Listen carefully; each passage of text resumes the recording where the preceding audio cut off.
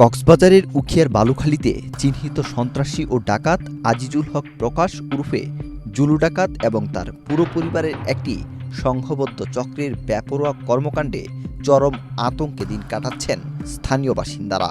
এই চক্রে রয়েছে জুলু ডাকাতের ছেলে কুখ্যাত অস্ত্রধারী ও মাদক সন্ত্রাসী নুরুল আমিন, তার বড় ভাই বাবুল, জানে আলম, সেনাবাহিনী থেকে চাকরিচ্যুত রাসেল এবং মাদক ব্যবসায়ী নুরুল সওদাগর।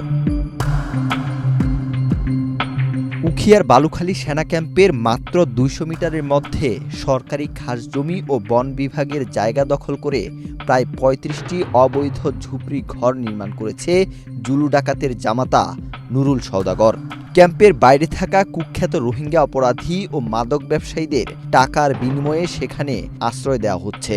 যৌথ বাহিনীর অভিযানে ১,০০০-এর বেশি রোহিঙ্গাকে উচ্ছেদ এবং নুরুল সওদাগরকে অর্থদণ্ড দেওয়া হলেও সে আবারও আইন অমান্য করে রোহিঙ্গাদের আশ্রয় দেওয়া শুরু করেছে। স্থানীয়রা জানান, রাত হলেই এই চক্রের সদস্যরা বালুখালী খেলার মাঠ, কালভার্ট ও কবরস্থান এলাকায় অস্ত্র হাতে উত পেতে থাকে। ঘরে ফেরা পথচারী ও ব্যবসায়ীদের জিম্মি করে অর্থ, মোবাইল ও অন্যান্য গুরুত্বপূর্ণ জিনিসপত্র ছিনিয়ে নেয়। তাদের নিয়মিত অন্যায় ও অপরাধমূলক কর্মকাণ্ডে পুরো এলাকা অনিরাপদ হয়ে পড়েছে। শুধু স্থানীয় বাসিন্দারাই নন, তাদের সহিংসতার শিকার হচ্ছেন আশ্রিত রোহিঙ্গারাও।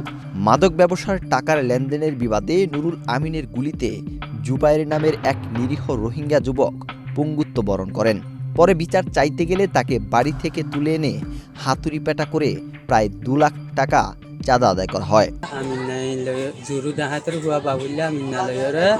ডাহাতি করে যে তারা হইলে সিন্দাগার এই তারা ডাহাতি করে দেড়া আই আমাদের গি মাত্র তারা আর গুলি ইয়াম তো গুলি মারি ওরা সরে দিয়ে দেড়া আর গুলি লাগি আর পুরাপুরি বন্ধ আর বিয়া শাদি করি পারত না আর কুলদন কুলদন গল্লে এ তারা মাল ডাহাতি করছি করে আর সাইতে গিয়ে দিয়ে আনন্দ গুলি মারছি গুয়াতে আর বিচার দিতে চাইলে মতর আর দিন ধরিল যাই ওর মাতুল তাতুল বেশি মারা ধরা করছে আর এড় বতো আর মাঝে গুলি মারছে এড় বতো মারা ধরা করি ওরা এটা আসরে আরো কিয়া করি ফেলাই হনুমিকা ললি করি না পারে আর তোমার তো ওনার কান বিচার চাইতে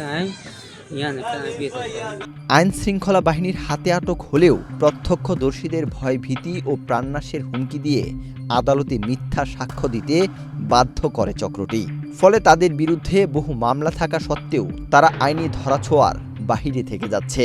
সেনা ক্যাম্পের কাছে সন্ত্রাসী ও রোহিঙ্গা অপরাধীদের অনিয়ন্ত্রিত বসবাস জাতীয় নিরাপত্তার জন্য মারাত্মক হুমকি হয়ে দাঁড়িয়েছে। তাই অবিলম্বে সেনা ক্যাম্প সংলগ্ন এসব অবৈধ আস্তানা উচ্ছেদ এবং জুলু ডাকাত ও নুরুল আমিন চক্রকে গ্রেফতারের জোরালো দাবি জানিয়েছেন স্থানীয় সচেতন মহল। ওয়াহিদ হোসাইন জিহাদ, বাংলাদেশ প্রতিদিন।